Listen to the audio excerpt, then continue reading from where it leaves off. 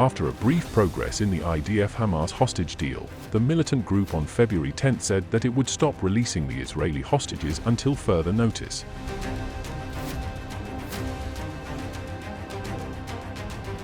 The decision came over the alleged violation of ceasefire agreement by Israel.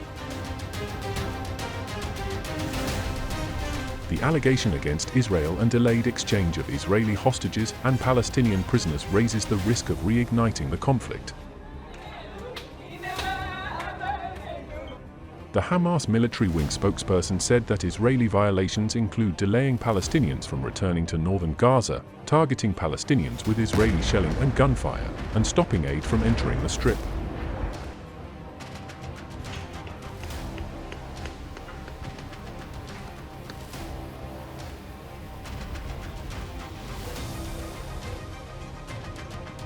As per the Times of Israel, Defense Minister Israel Katz responded to Hamas's announcement, calling it an outright violation of the ceasefire.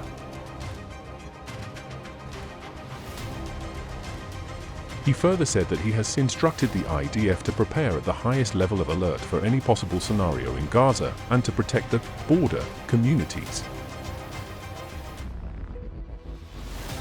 Katz boldly stated that Israel would not return to the reality of October 7th. Following the developments, United States President Donald Trump issued an ultimatum to Hamas that if all the hostages held in Gaza are not returned by Saturday, he would propose cancelling the Israel-Hamas ceasefire and letting all hell break loose. Well, I would say this, and I'm going to let that because that's Israel's decision, but as far as I'm concerned, if all of the hostages aren't returned by Saturday at 12 o'clock, I think it's an appropriate time. I would say cancel it and all bets are off and let hell break out. I'd say they ought to be returned by 12 o'clock on Saturday, and if they're not returned, all of them, not in drips and drabs, not 2 and 1 and 3 and 4 and 2. Saturday at 12 o'clock, and after that, I would say all hell is going to break out. And I don't think they're going to do it. I think a lot of them are dead.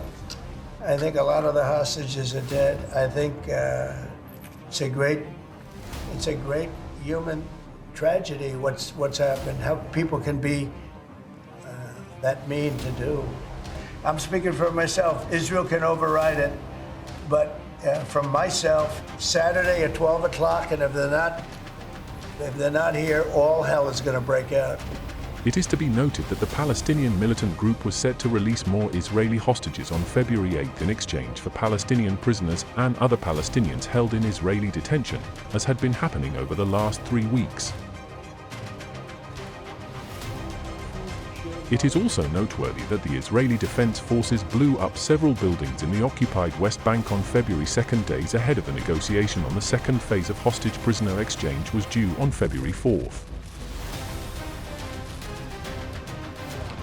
The IDF grounded around 20 buildings in the Jenin refugee camp, as per the Palestinian state news agency.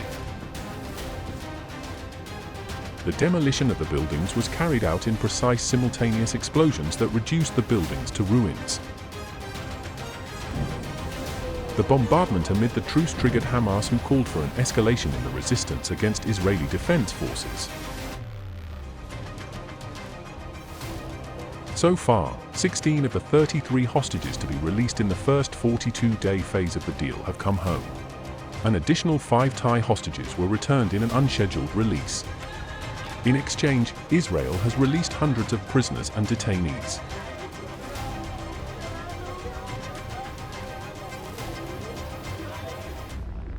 The unexpected announcement comes amid growing doubts over an already fragile ceasefire that has largely held since it began on January 19th. Although there have been some incidents in which Palestinians have been killed by Israeli forces and Hamas delays in providing names of hostages it planned to free. Talks began last week on the second stage of the ceasefire deal, but have shown little sign of serious progress.